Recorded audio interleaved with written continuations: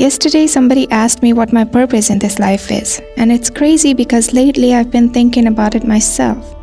And so I told them, I don't know yet, I'm still figuring it out. So why don't we talk about what your purpose for being here is? And they said, well, to just live like we're supposed to have the basic things, eat, sleep, repeat, and then just die. What's more there is to life?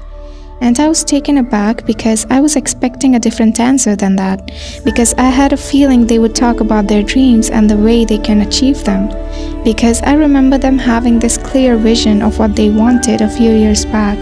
They wanted a lot more than just eating, sleeping, and repeating. Or maybe it was just my perception and I made it up myself, and we once had this conversation about what they wanted in life and their ambitions, and I naturally assumed that must be why they're here for. Or maybe it was just that time changed their mind. Maybe it was how getting older and reaching a certain age strips you off dreaming big, and it slowly makes you enjoy the mundane because you feel that's all you'll ever get to have. And then you announce it as your purpose, being and loving the ordinary, because you can't be existing for a dream that won't come true. That doesn't make any sense. Why would you be foolish enough to dream of something that you couldn't have? And why would you live for a goal that you couldn't achieve?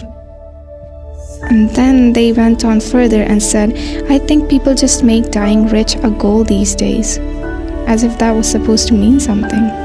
Maybe they meant that big doesn't necessarily mean important. And well, I do get that it's a way of keeping yourself away from all of these deep conversations with yourself. Like, I remember them being so ambitious and full of optimism that would make anyone think that they would certainly do something with their life.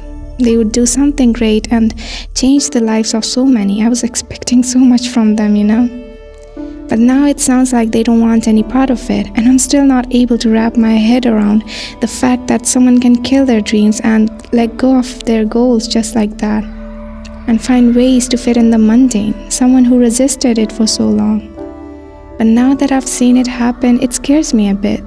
What if I end up being like that? What if I let go of my dreams and mold myself into a life that is not of my choosing?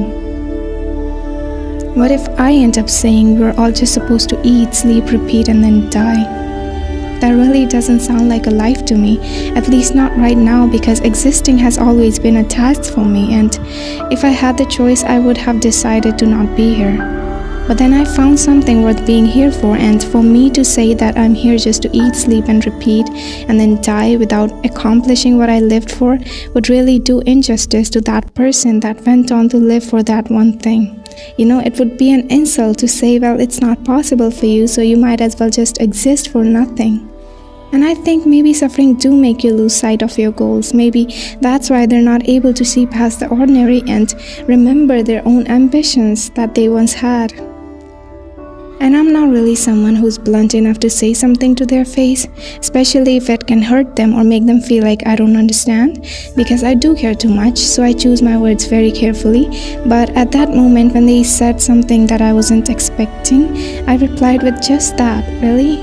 As if I was shocked, and maybe I was, because it was someone I thought was different than everyone. I was hoping for a different answer, because why would you even bother to think about a purpose if you're so keen on just being here for eating, sleeping, and repeating? So I continued on with saying that, yeah, that sounds nice. And to their point about being condescending towards setting dying rich as a goal, as if it's a bad thing, I replied that it's not just about dying rich. It's about the resources you can have with that much money, and it's about what you can do with those resources. You can truly make a change and use that to help those you don't know and make the world a little bit better.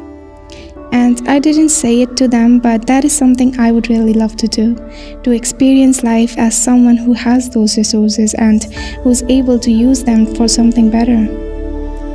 But anyways, I think it's been a long enough conversation to keep recording, so I'll just stop and maybe you will give me some outer perspective on what you feel about all of this.